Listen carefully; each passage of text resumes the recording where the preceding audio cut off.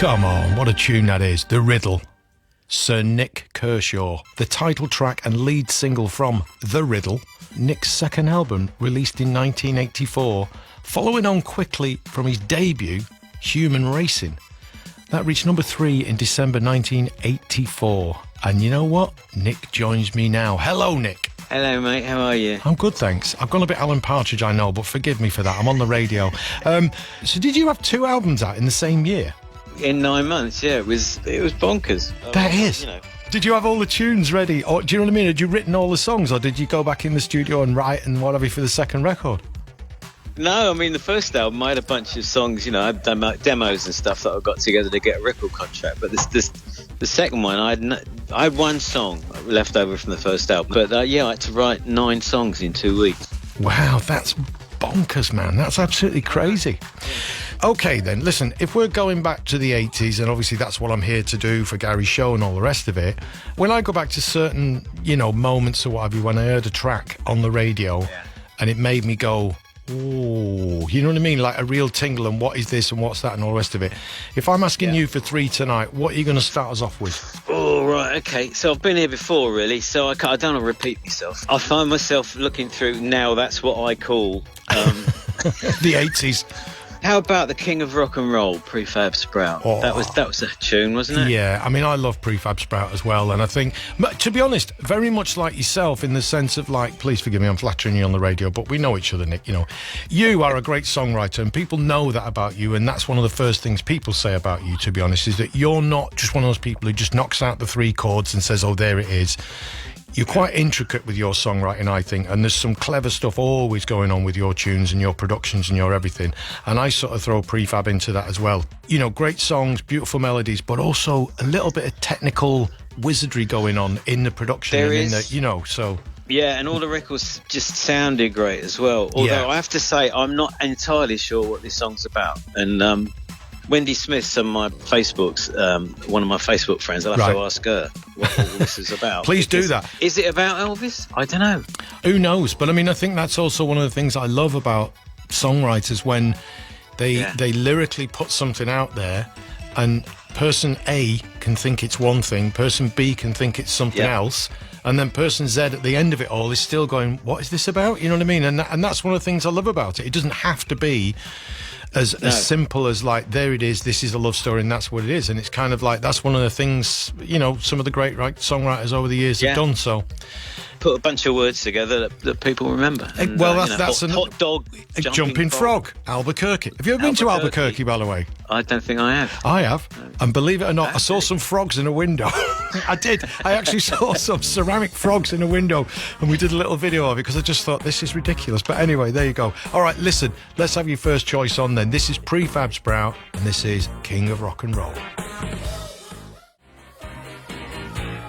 Albuquerque. So there we go, that's Prefab Sprout. That's Nik Kershaw's first choice of the evening. So how does that sound to you, Nick, after? Have you heard that for a while, or...? No, I haven't for a while. No, it still sounds fabulous. It's, really good. Yeah, great record. So, what are you up to in 2024? I know for a fact, because I know people that you work with and manage, and we know people, don't we? We know each other. We know people. We share a guitarist. We do share a guitarist. Indeed, we do.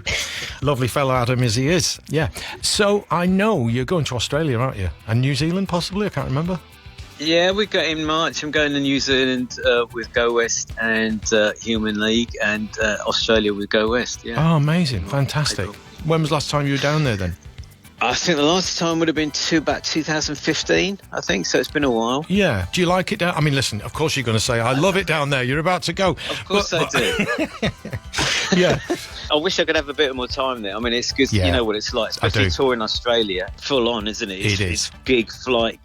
Yeah, the distances are immense, and but I think it's one of those things that when the first time I went to Australia, I think would have been, I'm going to guess it was 88, let's say, or back in the day. Yeah. And you find yourself literally on the other side of the world, and it is a different universe. And back then, especially, the radio was a bit different. They were a bit behind us sometimes, and all the rest of it.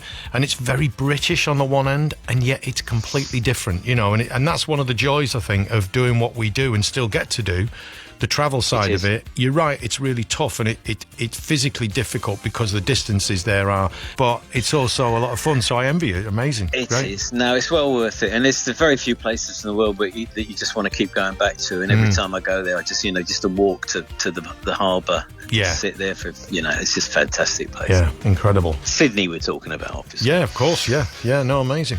Okay, listen, we need another choice from you. This record, my wife and I played this album over and over and over. It's a band called Danny Wilson, isn't it? It's a song called Mary's Prayer, which everybody knows, obviously. And I was obviously aware of it at the time, and it flew past, and I went, wow, that was a song. Then I kind of became aware of Gary Clark, who was obviously the main man in that band. And he had a band with Chesney Hawkes' sister called Transistor. And then I bumped into Gary on a few songwriting retreats. We've done those, haven't we? Done a few, yeah, for sure. Yeah. I don't know who let me in, by the way, but yeah, I was there as well. Well, the one in Devon, yeah. But listen, I'm going to stop you for 1 second, because when you just throw that out there, Songwriters Retreat, just put a bit of flesh on the bones. What is that exactly for people listening? All right, so a bunch of songwriters are thrown together, but quite often by someone in charge. And on this case, it was Chris Difford.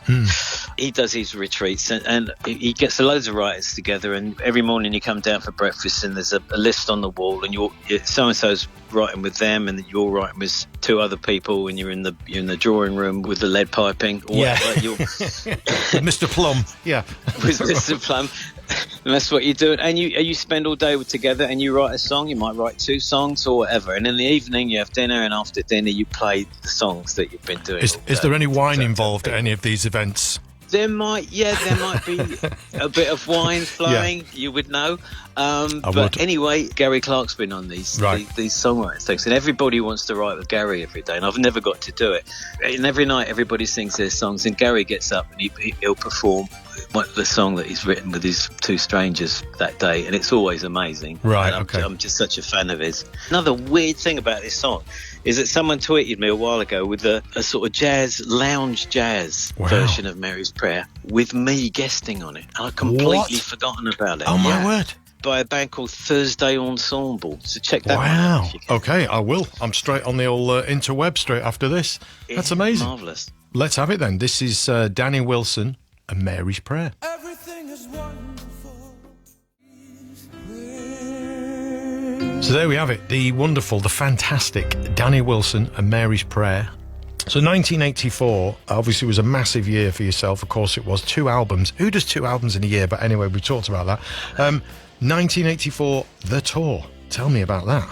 Oh yeah, well, it's 2024, so that's my maths is pretty good. So that's 40 years, isn't 40 it? 40 years, yeah. So it'd be rude not to go out and do something to commemorate it. So we're doing both albums. Yeah, we're doing a tour in the autumn where we'll be playing both albums in their entirety. Fantastic. People seem to like that kind of thing. You know what? Last time I went to Australia, in fact, and New Zealand, I went with Aha, and they played the whole of their first album. The bonkers thing about that, right, and it was great, by the way, and they were amazing, but the bonkers thing is the first track on that album is one of the biggest songs in the world. And so they came out and played that first, which is a bit like my version of that is walking out and playing Never Gonna Give You Up and watching everyone go home. It's a bit mad, but I know. So there you go. We won't be doing them in order. That's why. Clever man. Clever man. I'll do one album first half, one album second half. But I'm not doing them in order, just to build up some kind of live show. Okay. And listen, I'm going to do that radio DJ thing, and I'm going to read out the dates. By the way, this is for the tour later, and this is like 3rd of October. So we go Lincoln, Sunderland on the 4th, Edinburgh on the 5th, Holmfirth on the 6th. Do you ever have a day off? Cambridge on the 8th, Manchester on the 9th, New Brighton on the 10th, Wolverhampton on the 11th, Cardiff on the 12th, Bath on the 14th, Portsmouth on the 15th, and London Shepherd's Bush Empire Get In on the 16th. So that's your last gig for that tour then, is it? The Empire? It is, yeah. Amazing venue, though. That. I love the Shepherd's Bush. Yeah, it's fantastic. It's impossible to go to a gig and not get involved there because you're just in it. No. It's just, yeah. So listen, we need one more song from you then, Nick. So what are you going to choose for us? Well, this is a weird one because it was one. It didn't actually pass me by back in the day. I remember it, but I didn't kind of have much of an impact on me. But I was doing a show last year. I was doing a TV show with Tony Hadley in in Rome. Well, the funny thing there was there's a Bruce Springsteen gig going on as well, and they couldn't find any accommodation for us. Oh, wow. So they ended up putting us in a care home. I'm sorry. I've just spat my dummy out. I'm sorry. What? No, seriously, it was the only place available, and they just built this care home, and the girl was looking after her over there. It's the only place she could get, and only way she could get a room in there was to pretend she was our carer. Oh my! So- that is genius. I mean, that is genius. Just too nice. When's the book coming out? That's all I can say. I know, but we both felt quite at home there, I must admit.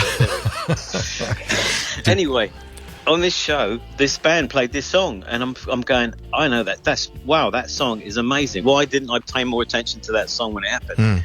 And it was Everybody's Got to Learn Sometime by the Corgis. And they were there, and we had this lovely chat, and so I thought, well, why not give it a blast on the radio?